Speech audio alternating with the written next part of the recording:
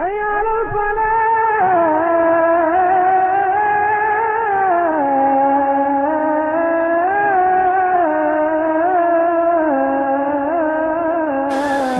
ونصلي على رسوله الكريم اما بعد فاعوذ بالله من الشيطان الرجيم بسم الله الرحمن الرحيم اقرأ باسم ربك الذي خلق خلق الانسان من علق اقرأ وربك الاكرم الذي علم بالقلم علم الانسان ما لم يعلم۔ ایک مرتبہ درود شریف پڑھ لیں۔ اور جو حضرات یہاں کھڑے ہیں، یہاں کافی کرسیاں بچھی ہوئی ہیں جو آپ کا انتظار کر رہی ہیں۔ دین کی باتوں کو اطمینان سے سنیں، عزت و احترام کے ساتھ سنیں، انشاءاللہ بات سمجھ میں بھی آئے گی اور ثواب بھی زیادہ ملے گا۔ الحمدللہ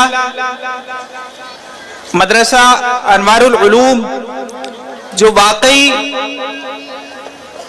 علم کے انوار بکھیر رہا ہے، اس کا یہ چھٹا جلسہ ہے جس کے روح رواں حضرت مولانا مفتی عبد الرحمن صاحب قاسمی دامت برکاتہم ہیں، جن کی ہمیشہ یہ کوشش ہوتی ہے کہ ان کے مکتب کا ہر ایک بچہ یہاں اسٹیج پر آ کر اپنی کارکردگی پیش کرے، جس کی وہ ہفتوں سے بلکہ مہینوں سے محنت کرتے ہیں، اور پھر وہ بچے اپنی تتلاتی ہوئی زبان اور لڑکھڑاتی ہوئی ٹانگوں کے ساتھ میں آ کر یہاں اللہ اور اس کے رسول کا نام محبت کے ساتھ آپ کے سامنے پیش کرتا ہے۔ ان سب چیزوں کے لیے وہ بھی مبارکباد کے مستحق ہیں، اور ان کی پوری ٹیم جو ان کا تعاون کرتی ہے وہ بھی مبارکباد کی مستحق ہے، اور وہ تمام ماں باپ، وہ والدین بھی مبارکباد کے مستحق ہیں کہ جو اپنے نونہالوں کو ان کے پاس دینی سانچے میں ڈھلنے کے لیے بھیجتے ہیں۔ یہ بچوں کا پروگرام جو بظاہر معمولی سا لگتا ہے، لیکن اس کے ہر ایک پروگرام میں کوئی مقصد ہوتا ہے، اس کا کوئی ایم ہوتا ہے، اس کے پیچھے ایک تھیم ہوتی ہے۔ مثال کے طور پر ایک ایکشن پیش کیا مفتی صاحب نے جس کا عنوان تھا کہ جنت سے کال۔ وہ کیا ہے کہ ہمارے معاشرے میں 1400 سال پہلے حضرت نبی کریم صلی اللہ علیہ وسلم نے جس ایک بری خصلت کو، ایک بری رسم کو ختم کیا تھا کہ بچیوں کو پیدا ہونے کے بعد زندہ زمین میں دفنا دیا جاتا تھا، آج بھی بہت سے لوگ اپنی بچیوں کا ان کی ماں کے کوکھ میں ہی گلا گھونٹ دیتے ہیں، ان کو ٹکڑے ٹکڑے کر کے پیٹ ہی میں ماں کے رحم میں ختم کر دیتے ہیں، جس کو قرآن کہتا ہے کہ کل قیامت میں یہ بچیاں اپنے ماں باپ سے اللہ کے سامنے مقدمہ دائر کر کے پوچھیں گی، اللہ تعالیٰ ان سے پوچھے گا بِأَيِّ ذَنْبٍ قُتِلَتْ، کہ تمہیں کس گناہ کی پاداش میں قتل کر دیا گیا۔ ایسی بہت ساری بیماریاں ہمارے معاشرے میں آج بھی موجود ہیں، جن چیزوں کو اللہ کے نبی صلی اللہ علیہ وسلم ختم کرنے کے لیے آئے۔ آپ کا دنیا میں آنے کا مقصد اللہ کے کلام کی تلاوت، اللہ کے کلام کے معانی اور مفاہیم کو عام کرنا، اخلاق کو اتمام تک پہنچانا اور بے حیائی کو ختم کرنا، برائیوں سے معاشرے کو پاک کرنا تھا۔ آج مسلمانوں کے اندر وہ گناہ آج تک 1500 سال بیت گئے، آج تک مسلمان ان چیزوں کو اپنے سینے سے لگائے بیٹھا ہے۔ ابھی اسی گراؤنڈ میں اگر کوئی ٹک ٹوکر آ جاتا سارے مسلمان اس کو ارد گرد سے گھیر لیتے. ہوتا یا نہیں ہوتا؟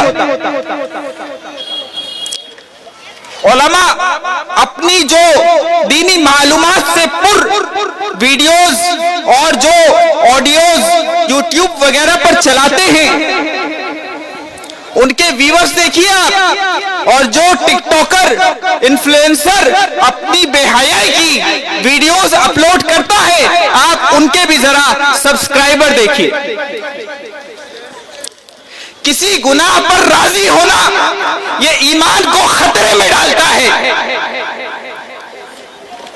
یہ میں بڑے احتیاط سے کہہ رہا ہوں، ورنہ علماء نے لکھا ہے کہ کسی حرام پر راضی ہونا کفر ہے.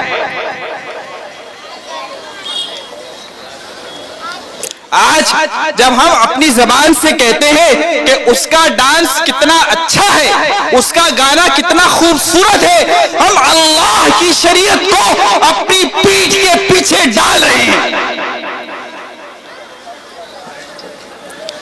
اللہ کے نبی صلی اللہ علیہ وسلم نے فرمایا کہ جو کان اللہ کی نافرمانی والے گانوں کو سنتے ہیں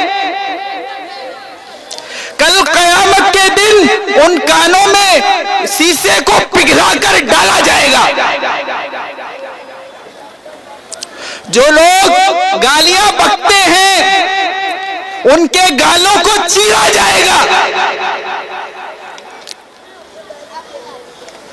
جو انسان کسی انسان کو حقیر سمجھتا ہے اللہ تعالیٰ اس سے ناراض ہے. جو انسان اپنے ماں باپ کے سامنے آوازیں اونچی کرتا ہے اس نے اپنی دنیا بھی برباد کر لی اور اپنی آخرت بھی برباد کر لی. اور یہ تمام برائیاں ہمارے اندر موجود ہیں. کیوں؟ اس لیے کہ ہماری دینی تربیت نہیں ہوئی. ہماری دینی تربیت نہیں ہوئی. جو آیتیں میں نے ابھی آپ کے سامنے تلاوت کرنے کی سعادت حاصل کی وہ آیتیں وہ ہیں کہ جو ہمارے نبی حضرت محمد مصطفیٰ احمد مجتبی صلی اللہ علیہ وسلم پر پہلی وحی بن کر نازل ہوئی. اقرأ بسم ربک الذی خلق، پڑھو اپنے اس رب کے نام سے جس نے تمام کائنات کو پیدا کیا. آج تک لوگ اسی بات میں الجھے ہوئے ہیں کہ ان کا پیدا کرنے والا بھی کوئی ہے. ابھی آپ نے دیکھا ہوگا سوشل میڈیا پر جو ڈیبیٹ ڈز گاڈ ایگزسٹ، کس کس نے دیکھا ہے یہاں پر؟ یعنی اتنے لوگوں نے جنہوں نے ہاتھ نہیں اٹھائے نہیں دیکھا؟ دیکھا ہے نا؟ Debate does God exist. کیا بات سمجھ میں آئی؟ کچھ بھی نہیں. بڑا معصوم بچہ ہے، بنا دیکھے ہی نتیجہ بھی نکال لیا. یہ وہ بات ہے جس کو مکتب میں، جس کو مدرسے میں چھوٹے پن میں سکھایا جاتا ہے. آپ نے دیکھا کہ ایک ایسا دانشور جس کی عمر 80 سال اور وہ ایک 27 سال کے مدرسے اور مکتب سے پڑھے ہوئے مفتی شمائل سے دلائل میں مات کھا گیا، اس لیے کہ ان کی تربیت ایسی ہی ہوئی. اب جو ویڈیوز ان کی سامنے آ رہی ہیں، اصل میں مفتی صاحب تو اپنی اتنی ساری باتیں کہہ چکے ہیں مکتب کے تعلق سے کہ میں جو اپنے ذہن میں باتیں بنا کر لایا تھا کہ آپ کے سامنے عرض کروں گا وہ تو تقریباً سب ہو گئی. اب میں دوسری باتیں آپ کے سامنے کر رہا ہوں جو آپ کو شاید انٹرسٹنگ بھی لگے اور کچھ سمجھ میں بھی آئے. مکتب جو ہوتا ہے، مکتب وہ چیز ہے کہ جس کا انتظام مسلمانوں پر فرض عین ہے. مکتب کا انتظام مسلمانوں پر فرض عین ہے. آپ اس کی دلیل بھی سنیے. مکتب میں کیا ہوتا ہے؟ چھوٹے چھوٹے بچوں کو, ان مسلمان بچوں کو کہ جن کے ماں باپ استاذ کی خدمت میں انہیں بھیجتے ہیں, تو ان بچوں کو دین کے بنیادی عقائد, اللہ کے نبی صلی اللہ علیہ وسلم کی سیرتیں اور دین کے بنیادی احکام سکھائے جاتے ہیں, اور یہ ساری چیزیں سیکھنا کیا ہے؟ فرض ہے.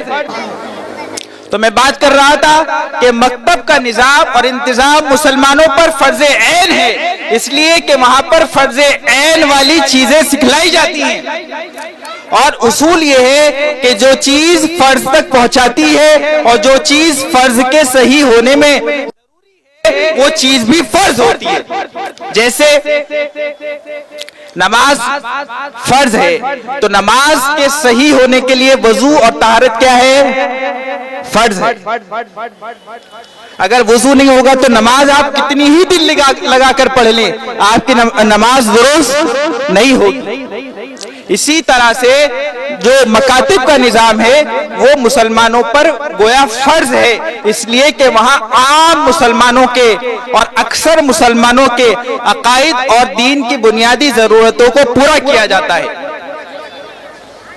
اور اس سے آگے کی جو تعلیم ہوتی ہے وہ فرض کفایہ ہے, یعنی فرض وہ بھی ہے, فرض یہ بھی ہے, لیکن یہ ہر انسان پر فرض ہے, اور وہ بعض مخصوص حضرات اگر اس کو حاصل کر لے تو سب سے ذمہ ادا ہو جائے گا.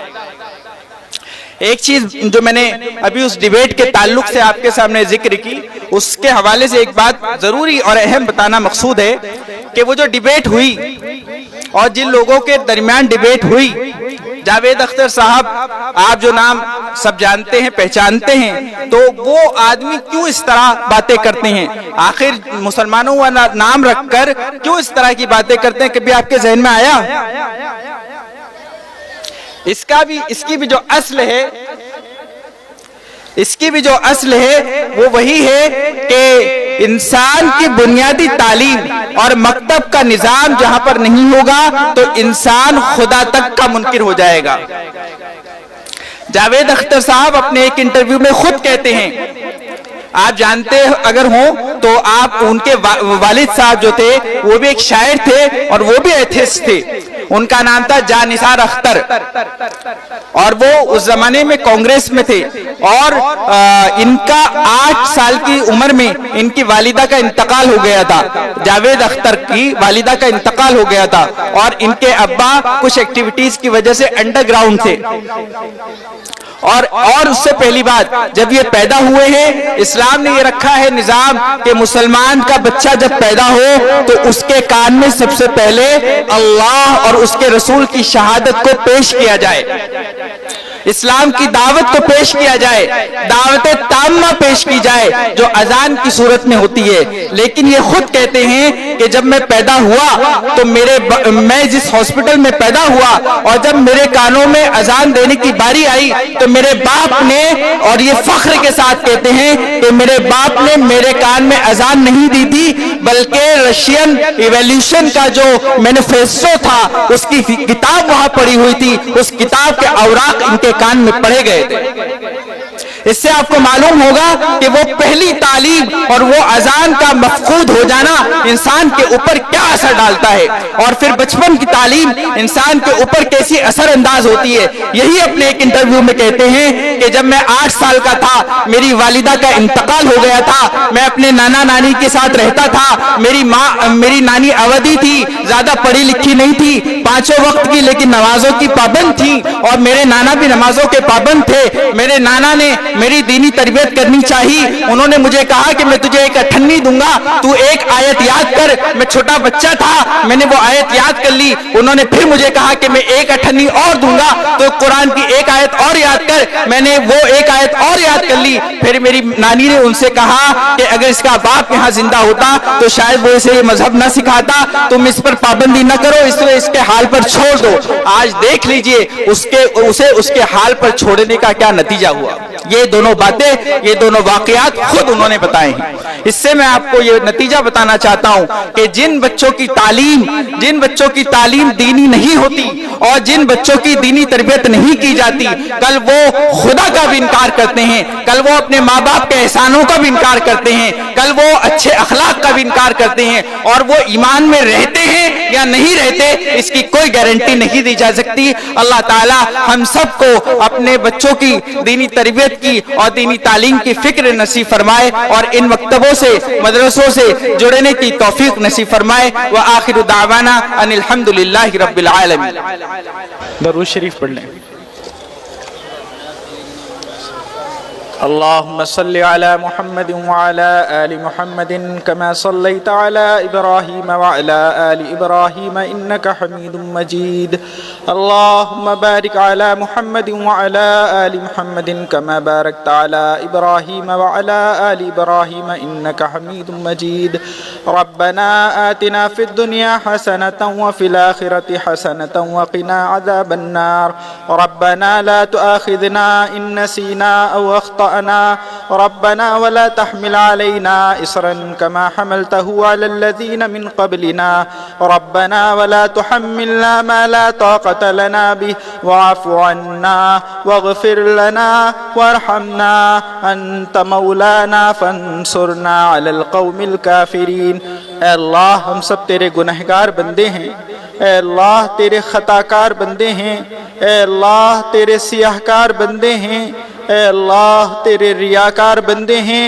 اے اللہ کچھ بھی ہیں تیرے بندے ہیں، اے اللہ تیرے حبیب کے امتی ہیں، اے اللہ رحمت للعالمین کے امتی ہیں، اے اللہ رحمت للعالمین کے رحمت کے صدقے، اے اللہ اپنی شان رحمت کے صدقے اے اللہ ہم سب کے گناہوں کو معاف فرما دے، ہمارے چھوٹے بڑے ظاہر پوشیدہ یاد اور بھولے ہوئے تمام گناہوں کو معاف فرما دے، اے اللہ رات کے اندھیرے میں کیے ہوئے گناہوں کو معاف فرما دے، دن کے اجالے میں کیے ہوئے گناہوں کو معاف فرما دے، اے اللہ ہم سب کے ساتھ رحمت کا معاملہ فرما، کرم کا معاملہ فرما، فضل کا معاملہ فرما، اے اللہ ہم سب کی مغفرت فرما دے، ہمارے ماں باپ کی مغفرت فرما دے، ہمارے بھائی بہنوں کی مغفرت فرما دے، ہمارے اساتذہ اور مشائخ کی مغفرت فرما دے، اے اللہ جن کا اصلاحی تعلق ہم سے ہے، اے اللہ اپنی شان ربوبیت سے ان کی تربیت فرما، ہماری اولادوں کی تربیت فرما، اے اللہ پوری امت مسلمہ کے بچوں کی تربیت فرما، اے اللہ جو بچے مکاتب میں مدارس میں پڑھ رہے ہیں اے اللہ ان سب کو اے اللہ سچا دین کا اے اللہ عالم اور داعی بنا دے، اے اللہ تمام دینی مدارس کی مکاتب کی مراکز کی اے اللہ تبلیغی مراکز کی خانقاہوں کی اے اللہ سب کی حفاظت فرما، کام کرنے والوں کی حفاظت فرما، اے اللہ تمام شرور و فتن سے حفاظت فرما، اے اللہ بدخواہوں کی بدخواہی سے حفاظت فرما، اے اللہ یہاں جس خاص مقصد سے ہم سب جمع ہیں اے اللہ یہاں چھوٹے چھوٹے بچے اے اللہ تیرا نام تیرے حبیب کا نام اپنی پیاری زبان سے لے رہے ہیں، اے اللہ اس مجلس کو بے انتہا قبول فرما، اے اللہ اس مکتب کو قبول فرما، اے اللہ یہاں کے اساتذہ اور منتظمین کو قبول فرما، اے اللہ انہیں خوب اے اللہ دن دونی رات چوگنی ترقی نصیب فرما، اے اللہ ہم سب کو اپنے دین کی خدمت کے لیے قبول فرما لے، اے اللہ ہم میں سے جتنے پریشان حال ہیں سب کی پریشانی دور فرما، اے اللہ جو قرض میں ڈوبے ہوئے ہیں ان کی قرض کی ادائیگی کی شکل صورتیں پیدا فرما، اے اللہ جو بے روزگار ہیں انہیں حلال روزی نصیب فرما، اے اللہ جو بے نکاح ہیں اے اللہ ان کا جلد از جلد نکاح کروا دے، اے اللہ خوشگوار ازدواجی زندگی نصیب فرما دے، اے اللہ جو بے اولاد ہیں انہیں نیک صالح اولاد نصیب فرما دے، اے اللہ جو جس لائن سے پریشان ہے تو خوب جانتا ہے کس کے دل میں کیا ہے، اے اللہ سب کی جائز مرادیں پوری فرما دے، جو بیمار ہیں انہیں شفا نصیب فرما دے، اے اللہ اظہر بھائی کے لیے بھی اے اللہ دعا کے لیے کہا گیا ہے، اے اللہ ان کے تمام جائز مقاصد میں پوری کامیابی نصیب فرما، اے اللہ ہماری تمام جائز مرادوں کو پورا فرما دے، اے اللہ حرمین شریفین کی حفاظت فرما، اے اللہ بیت المقدس کی حفاظت فرما، اے اللہ پورے امت مسلمہ کی حفاظت فرما، اے اللہ دشمنوں کو دشمنی سے روک دے، اے اللہ انہیں ہدایت نصیب فرما دے، اے اللہ پورے عالم میں ہدایت کی ہوائیں چلا دے، اے اللہ ہمارے اس شہر میں ہمارے ملک میں اے اللہ پیار اور امن کی ہوائیں چلا دے، اے اللہ عافیت کی کی ہوائیں چلا دے۔ اے اللہ ہم سب کو پیار و محبت کے ساتھ رہنا نصیب فرما۔ اے اللہ اپنے دین پر استقامت کے ساتھ رہنا نصیب فرما۔ اے اللہ جب تک زندہ رکھ، اے اللہ ایمان کے ساتھ زندہ رکھ۔ اے اللہ جب موت آئے تو ایمان کے ساتھ بلانا۔ اے اللہ ہم سب کو حج مبرور نصیب فرما۔ اے اللہ حرمین شریفین کی زیارت نصیب فرما۔ اے اللہ تیرے حبیب کے روضے کی جالیوں کی زیارت نصیب فرما۔ اے اللہ بار بار تیرے حبیب کے روضے کی جالیاں دیکھنا نصیب فرما۔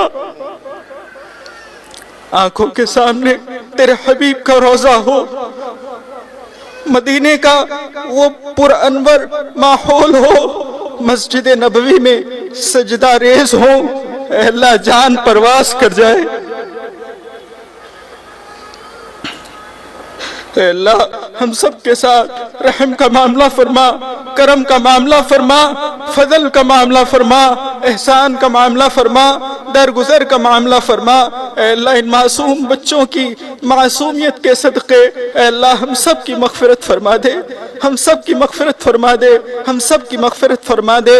اللہم انا نسألک من خیر ما سألک منہ نبیک محمد صلی اللہ علیہ وسلم ونعوذ بک من شر ما استعاذک منہ نبیک محمد صلی اللہ علیہ وسلم۔ انت المستعان وعلیک البلاغ ولا حول ولا قوة الا باللہ العلی العظیم۔ سبحان ربک رب العزة عما یصفون وسلام علی المرسلین والحمد للہ رب العالمین۔